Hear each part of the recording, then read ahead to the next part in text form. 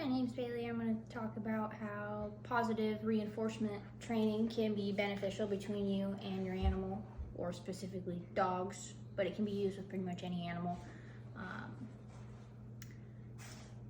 I think positive reinforcement makes for better and easier training, and it allows for a stronger bond between you and your dog, as well as helps them get quicker at completing new tasks and things. Positive reinforcement training is pretty much exactly as it sounds. You just use a lot of positivity, either treats or toys or baby talk, whatever it is that is a good reward to your dog. So if you have a dog that really likes food and treats, you'll use those, and every time they do whatever it is you're asking and they do it right, and give them a treat. Opposed to positive reinforcement would be a negative reinforcement or a negative punishment, and that's going to be any of your more harsh using tools and such.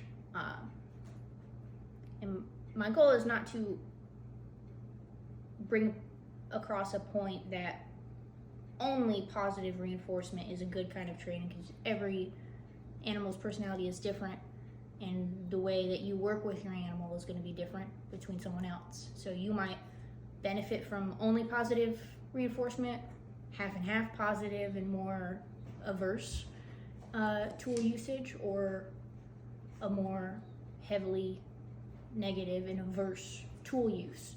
It just depends on you and your animal and their personality. Like a good example, my dogs at home are very stubborn, big dogs, and so I say I use like 70 to 80% positive reinforcement. I try to only use positive reinforcement, but they're big and smart, and so sometimes they need to be a little less gentle parenting on them. And compared to them, my boyfriend's dog, Roscoe, who is hiding, did this courtesy of Roscoe. He gets almost entirely positive reinforcement training, because he's a very kind of cautious, soft dog, and so he benefits really well from it. He doesn't do well at all with any kind of tool use. He shuts down. He only does well if you're positive with him. Whereas my dogs, I could use tools or whatever. But positive reinforcement comes from something called operant conditioning, which, if you know what Pavlov is, you know what that is. And there's 4 main sections to operant conditionings, and that's positive reinforcement, positive punishment, negative reinforcement, and negative punishment. And your positive reinforcement is the yes and the good, all the only positive things, treats and toys and pets for doing what you want. A positive punishment is going to be with certain tools. So a flat collar, you can use this for positive punishment. You're not being very negative and averse or rough with the dog, but you can put a little pressure on them. That's just kind of least pressure. And that's the same as using a slip lead. Give me 1 second, I only have my hand. But a slip lead like this, so when they pull on it, it tightens a little. When they stop pulling, the pressure is released. So that's kind of a positive punishment. Negative reinforcement is going to be and negative punishment is going to be things, your harder tools, so an e-collar, because you can use sound, vibrate, or shock. And if you don't use it properly, it can be real negative. And it's the same along with your choke chains and your prongs or your pincher collars. If they're not used right, they're going to be real negative. But these are things that can be used in the more heavily negative reinforcement training, because you can put a lot more pressure on a dog in a bad way with this kind of stuff. But if you do it right, you can use it in a positive way.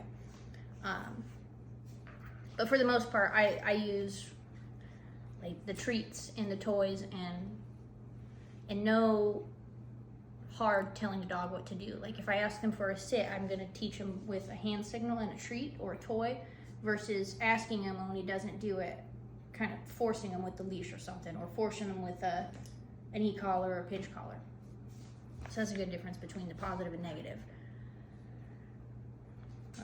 Some of the sources that I found, which you can find a lot of people on YouTube and TikTok and everything now these days with the training, but I went over to the American Kennel Club, and they do a really good in-depth on the 4 different kinds of training in an operant conditioning.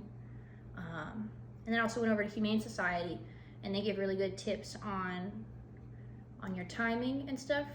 When you use positive reinforcement, you need to have really good timing and hand signals, because that's what the dog is looking for. So if you ask them for a sit, you want to reward while they're still sitting. You don't want to, oh, good job, and then let them walk up to you and then give them the treat, because now they're going to think it's the motion of getting up. So you have to be real good with your timing and such when you use it, and Humane Society does a good little article over that. And a reward isn't only just treats. It can be literally whatever your dog likes, like whatever makes them happy.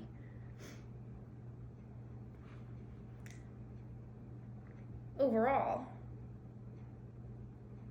in the long run, there's a lot of positive benefits with this training, I think.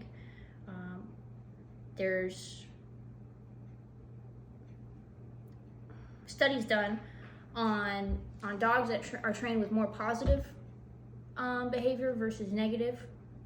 They have a better ability to remember tasks and tricks for a longer time, and they're a lot more willing to learn new things or do things for you because the outcome is going to be positive.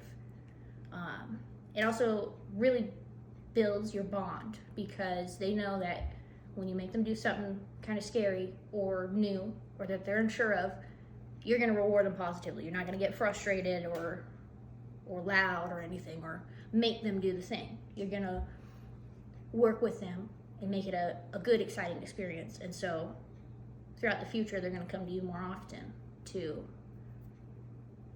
for your assurance or whatever they need.